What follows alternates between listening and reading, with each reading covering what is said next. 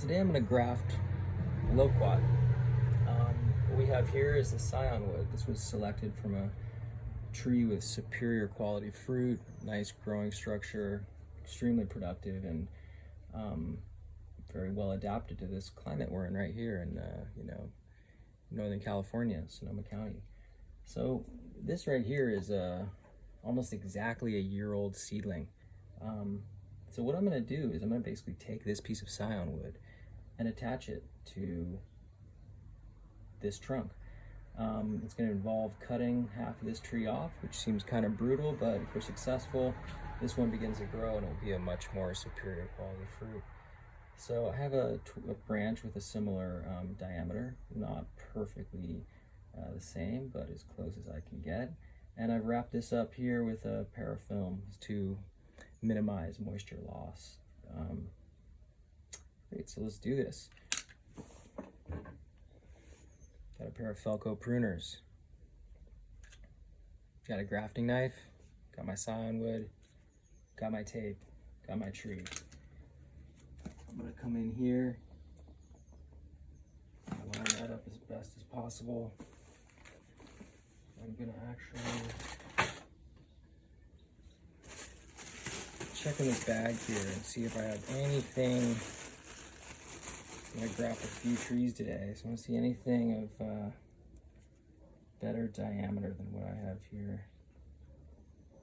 You know, this one might actually be a little better, so I'm gonna go ahead and use that one.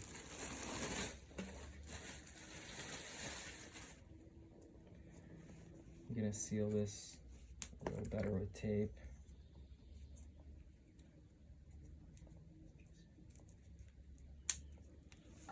Okay, so I'm gonna give that a nice rush cut right there. I just cut these like a few hours ago, so.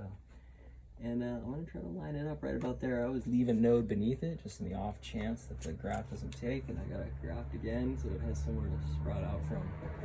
So let's line this up. We're gonna see what the best way to get a straight angle. I'm gonna do a cleft graft today. So, sorry tree, this is always the hard part, but it's worth it in the end. I'm gonna move that a little closer. Make sure it can be seen. And got my grafting knife out. It's a little thicker. I'm gonna take that down slightly further. And I'm just gonna open up a little cleft right down the middle of this. Hope you can see that, but I move slowly. Sometimes I just rock that blade back and forth because you don't want to cut too deep, slice it in half. And I always go a little further than the width of my blade, but it all depends on the tree really. I might try to get that a little further down. Then I'm going to take this, basically come up right about to there.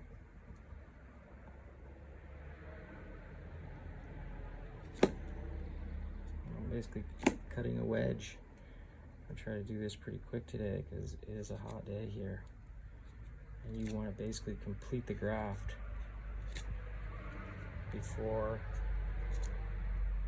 this wedge dries out too much. That looks pretty good. Equally cut on both sides. And I'm going to basically line that up. Line those cambium layers up. Squeeze it. I'm going to leave a little window at the top there. And really, ideally you get both sides lined up, but that's not always possible, so. There, I'm gonna squeeze that tight. Pull out a strip of this. Give that a little stretch. And I basically start from the bottom. I'm pushing it tight when I go around. You want to really push those two sides of the cleft together in this wedge. together, so they basically form a union, and the tree will get to work immediately. Sorry, I kind of messed up on that. You want to keep wrapping.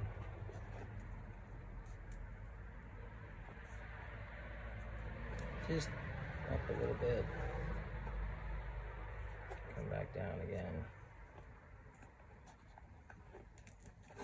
Take that off. So you got a strong wrap there. Basically, this material will hold together for as long as we need it to.